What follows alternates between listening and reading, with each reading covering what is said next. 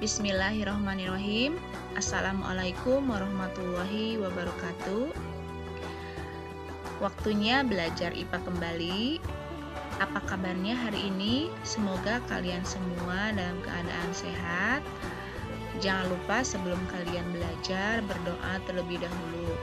Pastikan semuanya kalian sudah melaksanakan sholat duha dan tahfidz.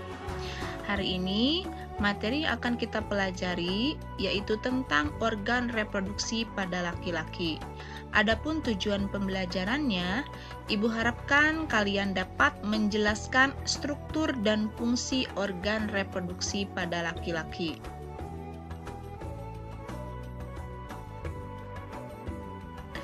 Alat reproduksi atau alat kelamin laki-laki dapat dibedakan menjadi alat reproduksi luar dan alat reproduksi dalam. Alat reproduksi luar merupakan alat reproduksi yang terletak pada bagian luar tubuh dan dapat diamati secara langsung. Alat reproduksi luar terdiri dari yang pertama, penis. Bisa kalian perhatikan gambarnya. Bagi kaum laki-laki, air kencing dikeluarkan melalui organ yang disebut dengan penis. Penis berfungsi sebagai saluran kencing dan sebagai saluran sperma. Penis terbentuk dari otot dan tidak memiliki tulang. Pada ujung penis terdapat struktur seperti lipatan kulit yang disebut dengan kulup. Kulup inilah yang nantinya dipotong pada saat laki-laki dihitan.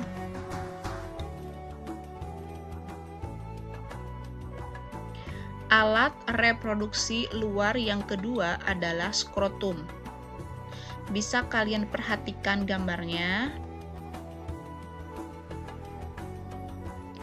Pada bagian dekat penis terdapat kantong yang terlihat seperti lipatan-lipatan kulit yang disebut dengan skrotum. Pada skrotum tersebut terdapat dua buah atau sepasang testis atau buah jakar yang berbentuk bulat telur. Skrotum berfungsi menjaga suhu testis agar sesuai untuk produksi sperma. Selanjutnya, alat reproduksi dalam. Alat reproduksi dalam merupakan alat reproduksi yang terletak pada bagian dalam tubuh dan tidak dapat diamati secara langsung. Alat reproduksi dalam antara lain terdiri dari testis, saluran sperma, uretra, dan kelenjar reproduksi. Yang pertama, testis. Testis merupakan organ reproduksi yang berbentuk bulat telur, berjumlah 2 buah dan terdapat di dalam skrotum. Saat ini mungkin kalian berusia antara 13 atau 14 tahun. Pada usia tersebut, testis mulai memproduksi sperma atau sel kelamin jantan dan hormon testosteron. Tahukah kalian apa itu sperma dan hormon testosteron? Sperma merupakan sel tunggal yang mempunyai ekor dan kepala yang merupakan sel kelamin bagi laki-laki. Sedangkan hormon testosteron adalah senyawa yang dapat merangsang perubahan fisik pada laki-laki seperti membesarnya jakun dan tumbuhnya rambut pada tempat-tempat tertentu, misalnya kumis. Pada masa inilah kalian berada pada masa pubertas. Apa itu masa pubertas?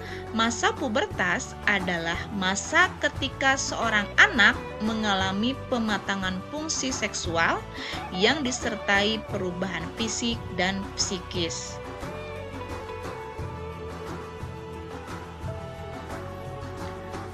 Alat reproduksi dalam yang kedua yaitu saluran sperma. Saluran sperma tersusun atas epididymis. Bisa kalian perhatikan gambarnya. Kemudian vas deferens dan uretra yang ini. Epididymis merupakan saluran yang keluar dari testis. Pada saluran ini, sperma disimpan sementara waktu sampai berkembang sempurna dan dapat bergerak menuju saluran berikutnya vas deferens.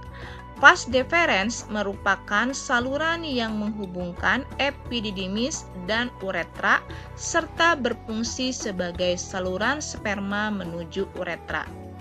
Uretra merupakan saluran akhir dari saluran reproduksi laki-laki yang terdapat di dalam penis.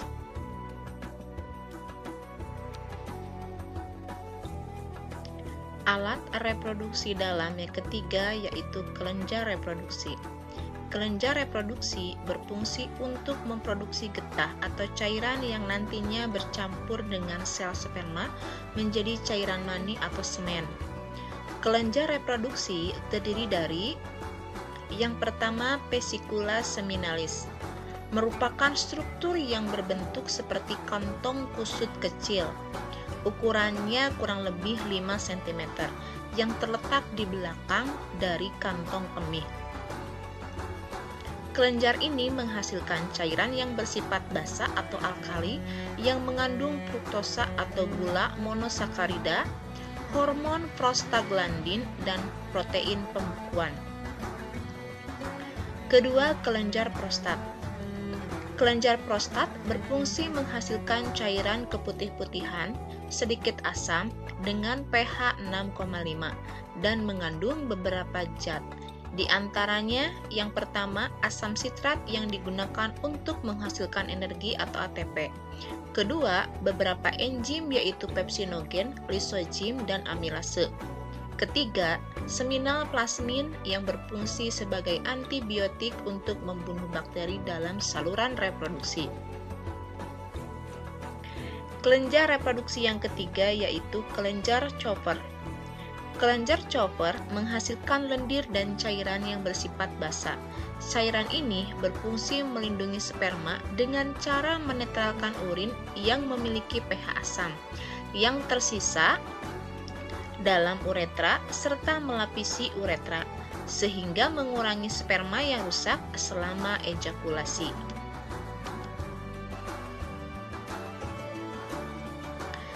Sperma yang dihasilkan testis akan bercampur dengan getah-getah yang dihasilkan oleh kelenjar-kelenjar reproduksi, sehingga terbentuk suatu suspensi campuran antara zat cair dan zat padat yang disebut dengan semen atau cairan mani.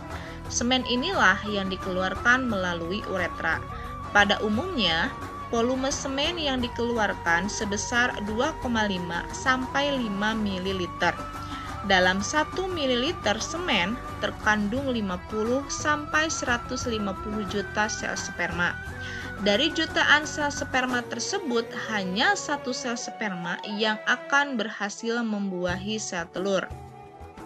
Bisa kalian perhatikan gambarnya, kalian jangan sampai tertukar antara vesicula seminalis yang ini, kemudian kelenjar prostat yang ini, dan kelenjar chopper yang ini.